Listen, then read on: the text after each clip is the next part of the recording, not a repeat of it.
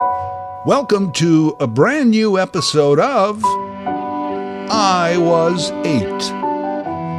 I'm Larry Fedoruk, and this is another chapter in my personal journal storytelling podcast about growing up in a small Canadian prairie town. And if you find this podcast again next week, Larry may not be here, but Lawrence will. Now, this week's story. I Was 8. Season 3, Chapter 12, Lightning Strikes. Not a lot of people can say they were hit by lightning. I can. I was 8. It is one of the most vivid memories of being 8, as it should be. Why wouldn't one remember being hit by lightning? Full disclosure off the top, I'm pretty sure it wasn't a direct hit, which is probably why I remember it. After a direct hit, I might not remember much of anything, or even be around to tell the story. It happened on my grandparents' farm, the same homestead where my mother was born and raised, and where I had spent many of my formative years as a child, compared to the fully matured 8-year-old I had become. But when I was 5 and 6, my mother taught at a country school, and we lived just down the road from the original homestead. Maybe it was up the road. Not really sure. Either way, I was told it was exactly 1 mile of dirt road between grandmother's house and our house. And as a child, I walked it many times, kicking up dirt, picking up sticks. I was a bumpkin.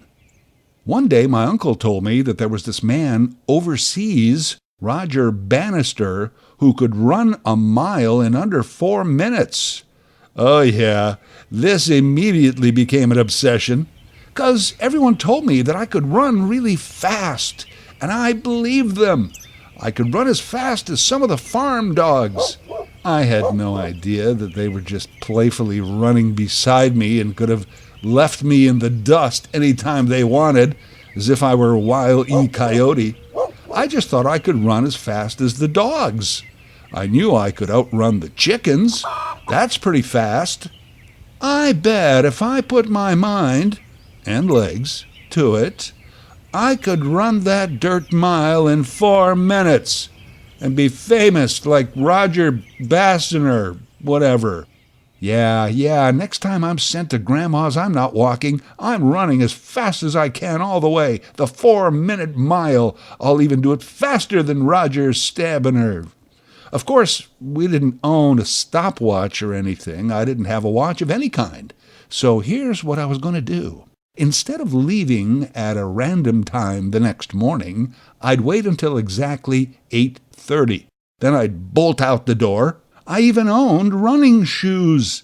Never dawned on me till then that I had spent most of my time walking in them. They were made for running. Yeah, 8:30, scram out the door, exit stage right, running all the way. Hightail it all the way to Grandma's house, burst through her door, and first thing, look at the big clock in her kitchen, which should read 8:34 when I get there. All right, here we go. And 8:30, go!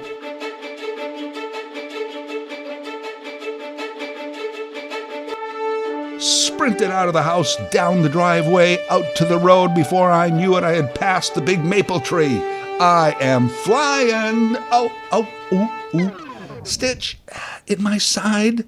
Ow.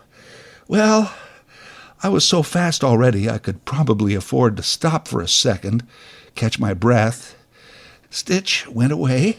I started up again, this time walking really fast and eventually breaking into a run. I was clipping along great now when I tripped and fell. The knee. Well, at least I didn't tear my pants. I'd catch hell for that. I got up and walked again, pretty fast with a limp, until my knee felt better. Running again, now at dog speed. Up ahead. What's that? Looks like a skunk or something on the road. Well, I better stop for a minute. Wait for that thing to cross. As I ran the last few yards up to Grandma's house, I was pretty sure that all of the delays meant I didn't make the 4-minute mile. But still, I was pretty fast, so maybe the clock wouldn't read 8:34. More like 8:37, 8:39 maybe. Breathless, I yelled, "Grandma, what time is it?" 9:22. What? That can't be right. Oh, it's right.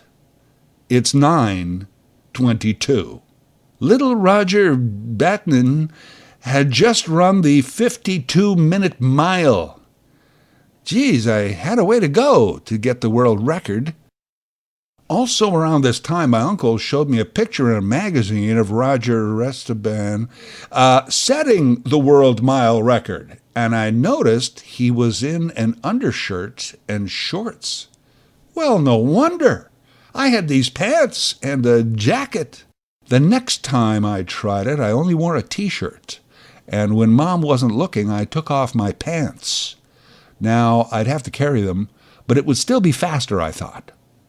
There were a couple other farmhouses along that road, and I've always wondered if anybody saw me out their window on a quiet prairie morning, running down the road in a t-shirt and gotchis. Well, who cares now, but that tactic in itself took 3 minutes off my time of 52 minutes. I tried for that 4-minute mile all summer long. My best time, just under 41 minutes. Not bad. I had cut over 11 minutes off my original time. No stitches, no falling, no skunks, no pants, just under 41 minutes. I came to believe that my uncle made up the story of Roger ran it best, and that no one in the world could run a mile in under 4 minutes.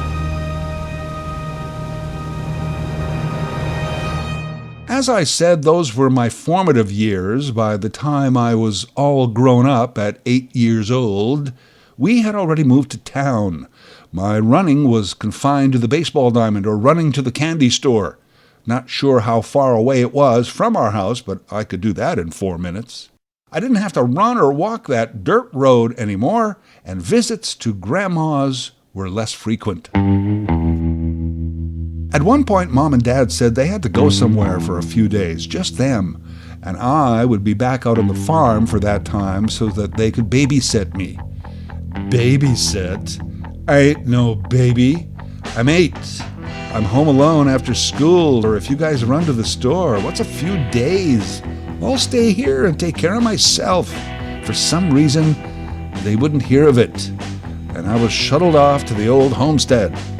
Now, I loved my grandparents and always had fun on the farm, but I was a city slicker now. I lived in the town of Waukau. Population 1,000 people. We had stores and a post office. I went to school, had friends. It was the big time. I hated leaving the hustle and bustle. But there I was again, kicking up dirt and picking up sticks. You know, you can take the boy off the farm, but you can't take the bumpkin out of the... How does that saying go? I found some fun stuff to do for those days. Never thought once of trying to run that 4-minute mile. By the time the day came for me to be picked up, I was ready to go home. I was on the road at the end of the farm driveway, watching for my parents' car. It wasn't until late afternoon that I finally saw the green Pontiac on the horizon, just ahead of the cloud of dust. It was Dad. I waved, and he stopped and let me get in and sit on his lap so that I could steer the car the rest of the way up the driveway. I'm 8 years old. I'm driving a car. All right, Dad, I'm packed. Let's go home. My city life beckons. Dad said he'd have to go in and visit for a while first. Not sure Dad was my grandparents' number one pick for a son-in-law, but, you know, they all made an effort to be nice. Grandma said she would make an early supper and that we should eat first. Besides, Grandpa said some big clouds were moving in, and it would be best to wait them out a bit so that we didn't get caught in a big rainstorm. All right, I guess. Finally, we sat down to eat. I was picking at my food. I wasn't that hungry. I had had a lot of rhubarb a bit earlier. Yeah, that's right. Rhubarb for a treat. This is true. Grams would put a little bit of plain white sugar in the bottom of a brown paper bag. I was allowed to go get a couple of stalks of rhubarb out of the garden, rinse them out in a bucket, and then dip them in the sugar as I walked around the farmyard. Delicious. As I'm sure was Grandma's roast chicken and potatoes, but I had a gut full of rhubarb. Everyone had finished eating, but I still had food on my plate. That was a no-no. When my grandparents were children in Ukraine, they were lucky to have food. There's still children in Ukraine who don't get enough food. Not to mention all those kids in China, certain areas of Russia and Poland as well. I believe also some Bulgarian children went to bed hungry. Scotland may have had some issues. A drought in France and New Zealand. Well, okay, I get your point. I can't leave food on my plate. I was the only one at the table by the window, force-feeding myself the last bit of chicken, when the skies opened up. Claps of thunder, rain coming down in sheets. And though it was only around 5 o'clock, it seemed dark as night. Suddenly, there was a huge flash of light. I remember that the whole yard was lit up for a split second. It was fantastic. The next bit I only partly remember, but I've had to have the story filled in for me. As the flash of lightning hit the farm, my dad said he noticed sparks coming off the end of the giant metal fork I held in my hand. Apparently my eyes rolled back in my head and I started to slump in the chair. I began to fall to the floor and would have cracked my noggin had Dad not leapt up to catch me. I guess I was out for a few seconds, and when I came to in my dad's arms, I could hear my grandma yelling to get me some water, make him drink some water quickly. Was I on fire? Didn't feel like it, but I drank some water. I think I remember my dad asking me some questions. Was I all right? What's my name, rank, serial number, that type of thing. I told him what I knew. Dad told me I was hit by lightning, and everyone felt really bad that they had made me sit at the table near a window during a lightning storm with a huge lightning rod in my hand. Now, it was Dad who told me I was hit by lightning, but it was Grandma who added, I could have died. He could have died. Hey, thanks for trying to console me. It was agreed that I didn't have to finish my supper. We waited out the storm, and when I got home finally, Mom was suitably panicked about what had happened. She was a little upset with Dad. Can't you even pick up your own kid without nearly killing him? Dad pointed out that it was mostly her parents' fault, and then they debated that for a while. Once again, they couldn't even seem to agree on who was mostly responsible for nearly eliminating Larry. Why, that boy is nothing but charred remains. I was, of course, most fascinated by the fact that I had nearly died.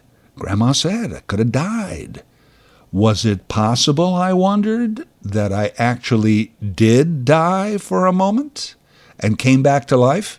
'Cause if I did die and come back to life, I was Jesus.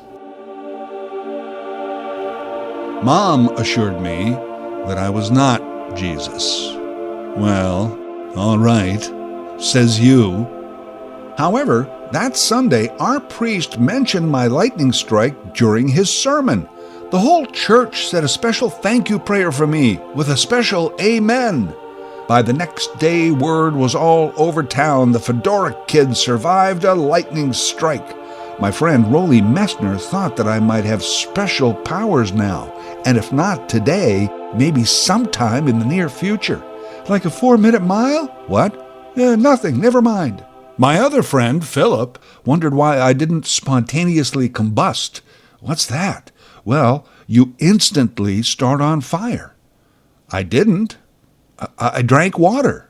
Yeah, but one day now you still might, 'cause of the lightning. It's probably still inside you. I drank a lot of water after that. Yeah, those were some tense weeks that followed, for sure. Oh, I never did spontaneously combust.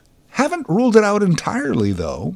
But so far, no flames, no special powers, no Jesus. I was just a dumb bumpkin full of rhubarb who was probably very lucky it wasn't worse. I was a legend in town till at least Halloween.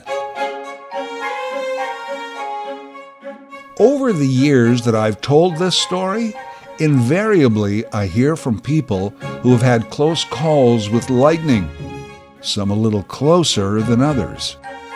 Those stories, along with my personal experience, have really given me an appreciation for the power of the universe. Not to mention the fragility of life and the practicality of plastic cutlery.